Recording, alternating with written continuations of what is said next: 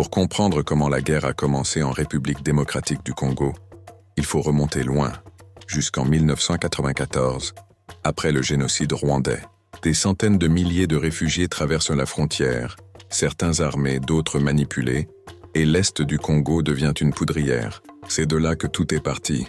Dans les années qui suivent, les pays voisins comme le Rwanda et l'Ouganda interviennent militairement au Congo sous prétexte de traquer les milices.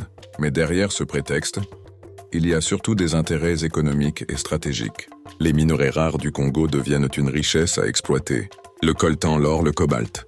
Et peu à peu, la guerre change de visage. Elle devient une guerre économique.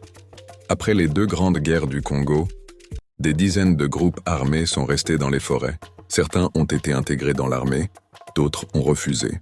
Parmi eux, un groupe va ressurgir des années plus tard, le M23, un mouvement soutenu, selon plusieurs rapports des Nations Unies, par le Rwanda. Un groupe qui revendique des droits ethniques, mais qui contrôle surtout des zones minières stratégiques. Et pendant que le Congo tente de se reconstruire, un autre piège se met en place, l'embargo sur les armes. En 2003, c'est la France qui propose au Conseil de sécurité de l'ONU d'imposer un embargo sur les armes destinées à la République démocratique du Congo. Officiellement, pour limiter la guerre. Dans la réalité, cette mesure va affaiblir le pays et renforcer les rebelles. Depuis cet embargo, l'armée congolaise ne peut plus acheter librement des armes sans passer par des autorisations de l'ONU. Pendant ce temps, les groupes rebelles, eux, continuent à recevoir des armes illégalement par des réseaux transfrontaliers et des soutiens extérieurs. Même les rapports de l'ONU le confirment. Les rebelles sont souvent mieux équipés que l'armée nationale. Au nom de la paix, on a désarmé l'État et laissé les rebelles s'armer. C'est comme si aujourd'hui on imposait un embargo sur l'Ukraine pendant qu'elle se défend contre la Russie, sous prétexte qu'il y a des extrémistes dans ses rangs. Ce serait absurde, non? Pourtant, c'est ce que vit le Congo depuis 20 ans.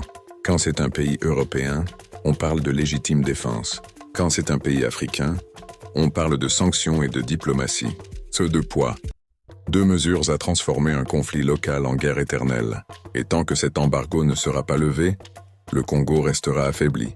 Le plus paradoxal, c'est que cette décision, censée protéger les civils, sert aujourd'hui les intérêts économiques de ceux qui profitent de la guerre. Un Congo instable, c'est un Congo dont les ressources se pillent facilement. Tant que le chaos dure, le commerce des minerais continue. Et derrière chaque arme, il y a un téléphone, une voiture électrique, un bijou, fabriqué avec le sang congolais. Aujourd'hui encore, les grandes puissances parlent de paix, mais refusent de donner au Congo les moyens de sa défense. Elles condamnent la violence, mais ferment les yeux sur ceux qui la financent. La guerre